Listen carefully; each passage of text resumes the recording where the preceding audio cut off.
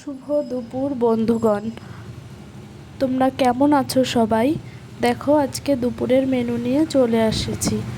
দুপুরের মেনুতে আজকে ছিল পনির বিরিয়ানি। বিরিয়ানির চালটা আমি ভালো করে ধুয়ে ভিজিয়ে রেখেছি। দেখো, এইদিকে মশলা রেডি করে নিয়েছি।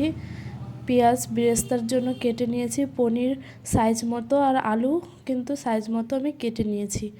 এখানে আমি আলুটা সিদ্ধ বসিয়ে দিয়েছিলাম বিরিয়ানি মশলা, হলুদ, সামান্য লবণ আর একটু আতর দিয়ে। আর এইদিকে বেরেস্তার জন্য পেঁয়াজ কুচি ভেজে নিচ্ছি, সুন্দর করে লাল লাল করে কিন্তু ভেজে নিতে হবে। দেখো, আমি একটু সামান্য লবণ দিয়ে দিয়েছিলাম। এদিকে দেখো বেরেস্তা ভাজা হয়ে গেছে, আমি নামিয়ে নিয়েছি। এদিকে পনিরটা একটু হলুদ আর লবণ দিয়ে ভেজে নিয়েছি। সেম একইভাবে ওই আলু সিদ্ধটাও কিন্তু আমি ভেজে নিয়েছি। এইবার দেখো, আলু আর পনির ভেজে নামিয়ে নিয়েছি। এখন আমি কিন্তু মশলা কষাতে হবে। পেঁয়াজটা হালকা করে ভেজে নিচ্ছি, আদা বাটা দিয়ে দিলাম, জিরে ধনে বাটা আর লঙ্কা বাটা দিয়ে দিয়েছি, আর দিয়ে দিয়েছি টমেটো কুচি। এইবার ভালো করে মশলাটা কষিয়ে নিয়েছি। এবার ভাজা আলুটাও কিন্তু আমি দিয়ে দিয়েছি মশলার মধ্যে।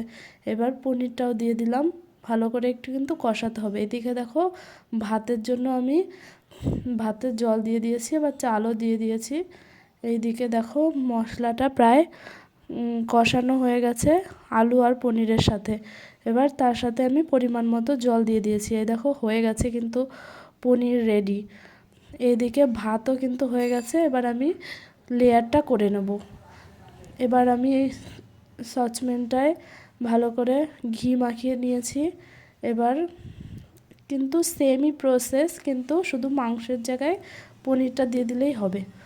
এবার আমি ফার্স্ট লেয়ার করে নেওয়ার পরে সেকেন্ড লেয়ার করে নিচ্ছি।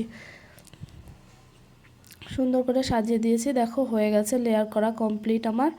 এইবার আমি বসিয়ে দিয়েছি দমের জন্য। একটা চাটুর উপর কিন্তু আমি এটা দিয়ে দিয়েছি। এবার ঢাকনা দিয়ে দিয়েছি। এই দেখো কি সুন্দর কিন্তু রেডি হয়ে গেছে। কিন্তু দেখে তোমরা বুঝতেই পারছো কতটা লোভনীয় হয়েছে খেতে। কেমন হলো লাইক কমেন্ট করে জানিও, ভালো লাগলে শেয়ার করে।